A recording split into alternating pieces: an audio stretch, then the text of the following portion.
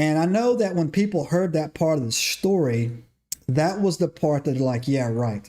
Well, I'm actually tell you that out of all the story that I've heard, that's actually the most believable part. I grew up in Upper East Tennessee. I was born in this place called Johnson City. It's on the North Carolina, Virginia border, smack dab in the middle of the Appalachian Mountains, smack dab. The Smoky Mountains were east of me. Grandfather Mountain was down there. I grew up in the lands that, the Cherokee Indians and the Choctaw in the southern part of Southeast Tennessee had. My grandmother used to tell us younger lads, and again, I've told this story before, but I'll tell it one more time for fresh listeners. When you grow up in the South at 13, you get a shotgun. Everybody did. Everybody got a shotgun.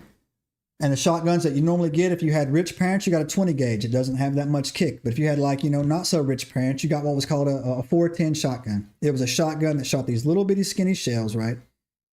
And you put, the one I had could hold 3. And it was actually, they had got my shotgun at a flea market, and it was like a bolt action shotgun. It was very rare, right? But it held 3, right?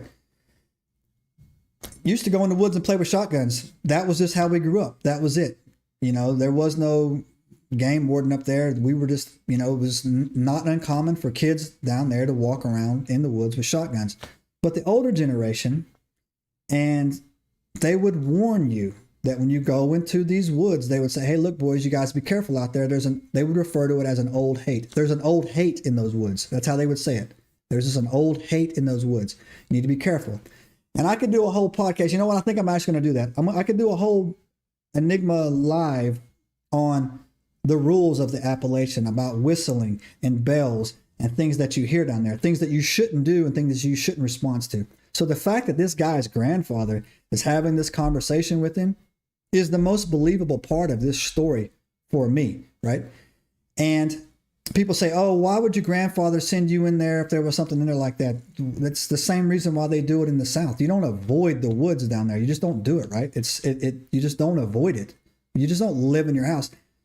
People in the Appalachians do close their blinds at night. They don't open their blinds. They don't, if you hear knocking or stuff on your doors, I've told stories on this channel that'll make your skin crawl about things that show up at 3 o'clock in the morning in the Appalachian Mountains. So that's the most believable part for me for this story, was his grandfather saying, hey, look, I encountered this thing, right? So did your great uncle.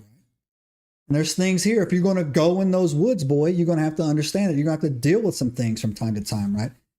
And so, yeah, that is how the story went. Now, the next day, or when the sun comes up, again, it's very conflicting stories on it. It was all a lot of different directions that it went on. Either that same day or the day after, they went back to the same spot. His uncle, or Kyle went back during the daytime with his grandfather, and they found his dog. I don't know which one it was, man. I think it was Jake.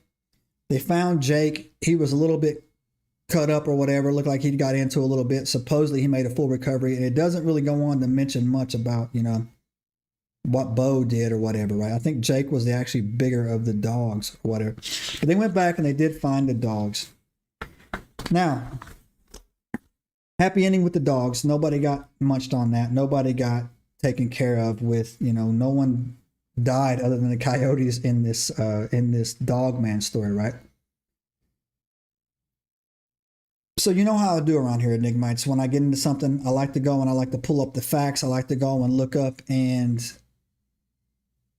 not intentionally debunk something, but to actually go and say, hey, look, this could happen, this could not happen. Now, so the first thing I can do is that I'm going to give you my interpretation at the very end here on what I think it is. But first of all, I'm going to run some facts down to you. Number one, hunting is permitted in the Daniel Boone National Forest. Not all national forests will let you hunt, but you can in the DBNF, right? Again, it's permitted as long as most areas of the forest, species like deer, wild turkey, squirrel, rabbit, quail, raccoons, and grouse, and others, raccoon hunting is what Kyle was doing in 2003, is legal. And it's actually common in this area. So yes, you can legally hunt in the national forest, right? You have to get a license to do it, but you can do it. Now the regulations is that the Kentucky Department of Fish and Wildlife, they have bag limits. You can only do so much or whatever. And I'm sure there's poaching. There's game wardens and stuff in there as well.